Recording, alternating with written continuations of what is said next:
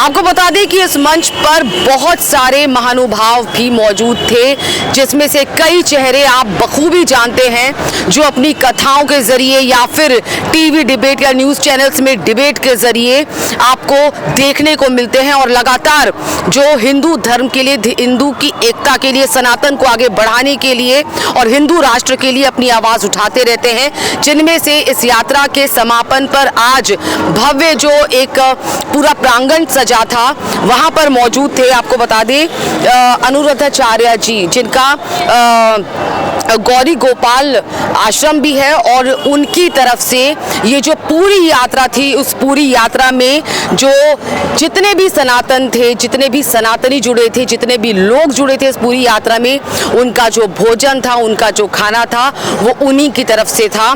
और उन्होंने क्या कुछ बोला इस पूरे मंच पर, पूरे देश को उन्होंने क्या अपनी बातें देश के सामने रखी, चलिए आपको सुनाते हैं। जो बड़े थे वो हाथ पकड़कर चलने लगे, सहारा लेकर चलने लगे, और जो इनके साथ के थे वो कदम से कदम मिलाकर चलने लगे, और जो इनसे छोटे थे वो इनके बनाए हुए पदचिन्हों पर चलने लगे, और पूरे सनातन धर्मियों को उन्होंने गिरा दिया। स्त्रीलिंग है, स्त्रियों को हमारे यहाँ कभी पापियों ने कहा ही नहीं गया, शूद्रों को हमारे यहाँ पापियों ने नहीं कहा गया। जो भी कर्मतः पाप करते हैं वे भी भगवान की शरण में आकर मुक्त हो जाते हैं। स्त्रियों तो पहले से होते हैं हमारे यहाँ। मैं बार बार कह रहा हूँ और संतोष हम बहुत चिल्लाऊं, महिलाओं को कभी भी अपशब्द द्वारा संबोधित न किया जाए। महिलाओं को अपशब्द नहीं करना चाहिए।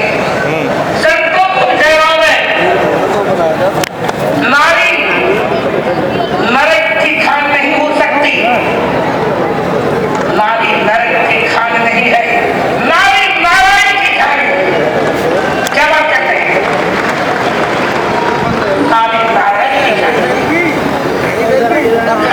हमने पाया है, माँ के कारण पाया, बहन के कारण पाया।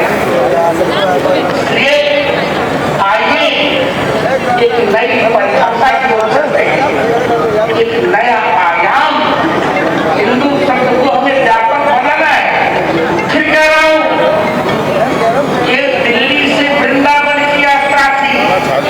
हम अब वह दिन देखने के लिए प्रतीक्षा कर रहे हैं जब हम सभी मिलकर धीरेन्द्र शास्त्री, आचार्य रामचंद्र सभी मिलकर चलो दिल्ली से कश्मीर चलते हैं।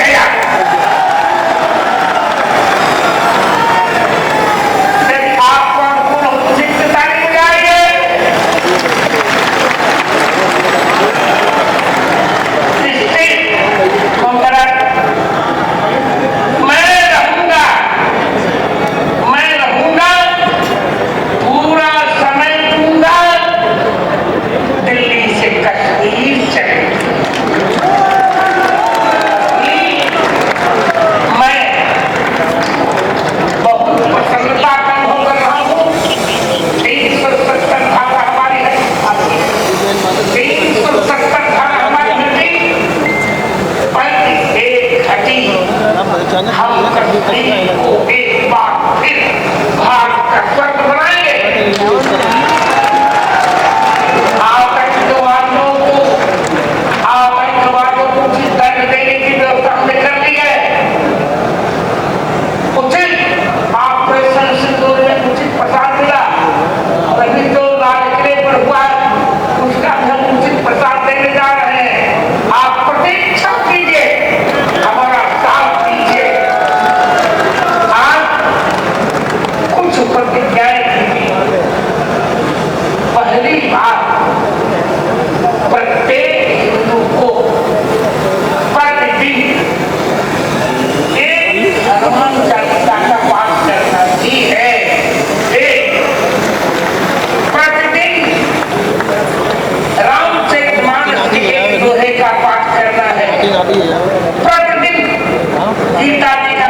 श्लोक पढ़ लेना है और दो श्लोक पढ़ो क्या ना पढ़ो, एक श्लोक मत पढ़ रहा हूँ। त्रैव्यं मास्मदमः पार्थ नैतत्त्वय्युपपद्यते क्षुद्रं हृदय दौर्बल्यं त्यक्त्वोत्तिष्ठ परन्तप। नपुंसक मत बनो, नपुंसक मत बनो। यह तुंग हिमालय किसका है? अरे हमारी क्यों बना रहे हो भाई? तुंग हिमालय किसका है? चट्टानी चट्टी जिसमें कौन कहो उसका है।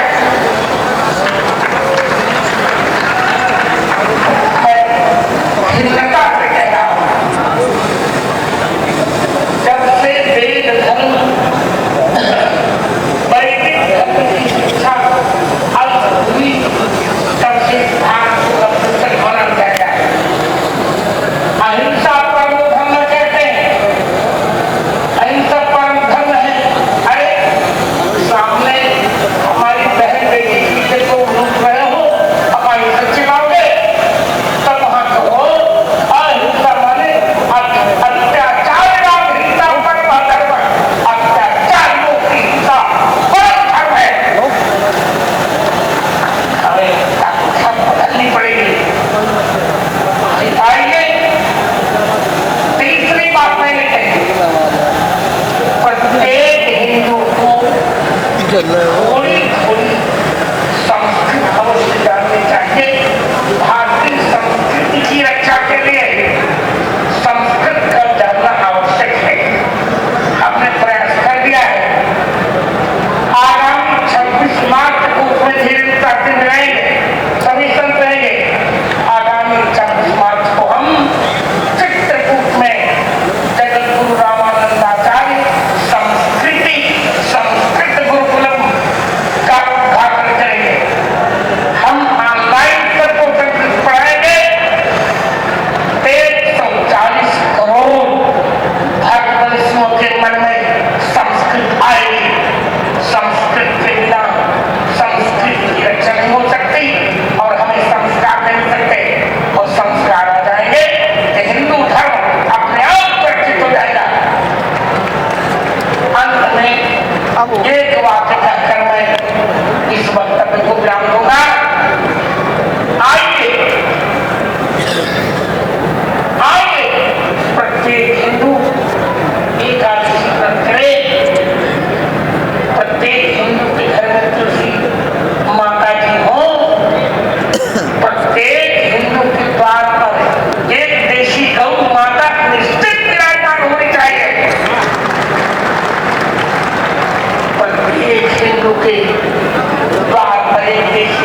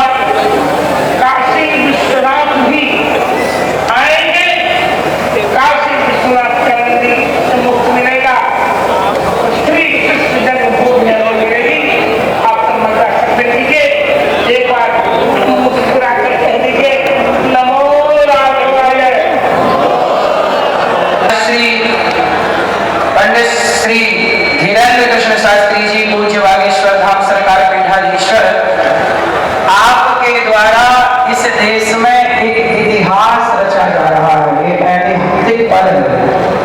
ऐतिहासिक पल क्या है कि हम सब सनातनी एक साथ यहाँ बैठ करके सभी संत जन एक मंच में उपस्थित होकर के हम सनातन एकता की बात कर रहे हैं। सभी संतों के श्री चरणों में दास का कोटि कोटि नमन। बहुत कम टाइम पर आपको बस ये निवेदित करना चाहूंगा कि यदि हम आपस में लड़ बैठे तो देश को कौन संभालेगा? कोई भी बाबर वाला अपने घर से हमें निकालेगा। दीवानों जरा होश करो, मेरे देश प्रेमियों आपस में प्रेम करो। देश प्रेम, हम आपस में लड़ जाएंगे तो कौन किसको संभालने आएगा? इसलिए हमें आपस में मिलजुल के रहना। भैया सनातन ब्राह्मण क्षत्रिय वैश्य शूद्र हम आपस में लड़ने के लिए नहीं बने, आपस में संगठित होकर के एक दूसरे का सहयोग करने के लिए बने। हम आपस में लड़ गए तो हमारी लड़ाई का फायदा अंग्रेजों ने उठाया। फूट डालो, शासन करो। जब जब लड़े हैं तब तब गुलाम बने हैं। अब लड़ोगे कि संगठित रहोगे? सारे सनातनी एकजुट। पूज्य महाराज जी का यही सपना है कि हम एकजुट रहें। और मुझे इस सनातन पदयात्रा में सेवा गौरी गोपाल जी की रसोई की दी गई, सभी सनातनियों की सेवा भोजन की दी गई। और आगे भी जो पूज्य महाराज जी यात्रा करेंगे उस यात्रा में सभी पदयात्रियों को भोजन की सेवा गौरी गोपाल भगवान की ओर से ही रहेगी। हम सब आपस में मिलजुल करके रहें। जातियां व्यवस्था के लिए बनी है, ना कि लड़ने के लिए। तो आज से कितने सनातनी यदि हमारा कोई भी वंचित शोषित भाई बहन है, हमें सबका साथ देना चाहिए, सबका सहयोग करना चाहिए। आपस में लड़ना सही है कि गलत है? कौन कौन नहीं लड़ेगा आज से? कौन कौन संगठित रहेंगे? ये 5 उंगली है, एक उंगली किसी के पकड़ आ जाएगी ना तो मरोड़ देगा, तोड़ देगा उंगली। और ये 5 उंगली जब मुठिका बन जाती है ना, और मुठिका एक महाकपि हनी, एक मुठिका पड़ जाए तो अक्कल ठिकाने लग जाती है सामने वाले। हम बिखरे रहेंगे उंगली की तरह है, और संगठित हो गए तो मुठिका की तरह है। इसलिए हम कैसे रहेंगे? बना के बताओ मुठिका। ऐसे रहोगे? सनातनी कोई जातवाद का जहर तो ना बोलने पाएगा बीच में। ब्राह्मण कौन है? हमारा भाई। हम कितने भाई हैं? 4। वैश्य शूद्र हम कितने भाई? 4 भाई, एक पिता की संतान है। जब 4 भाई हैं तो भाई की तरह रहना है, आपस में लड़ना नहीं। सभी संत विराजे हैं, सभी संतों के चरणों में बारंबार प्रणाम। हम सब एक रहें, नेक रहें, मिलजुल के सनातन की सेवा करें। पूज्य बागेश्वर धाम वाले महाराज जी को बहुत बहुत साधुवाद, धन्यवाद। इस सनातन को जोड़ने का इतना बड़ा प्रयास उन्होंने किया। तालियां बजाकर पूज्य महाराज जी का स्वागत, वंदन, अभिनंदन करें। और आप सबका यह आशीर्वाद सभी सनातनियों पे बना रहे, अपने पे भी बना रहे, सनातनियों पे बना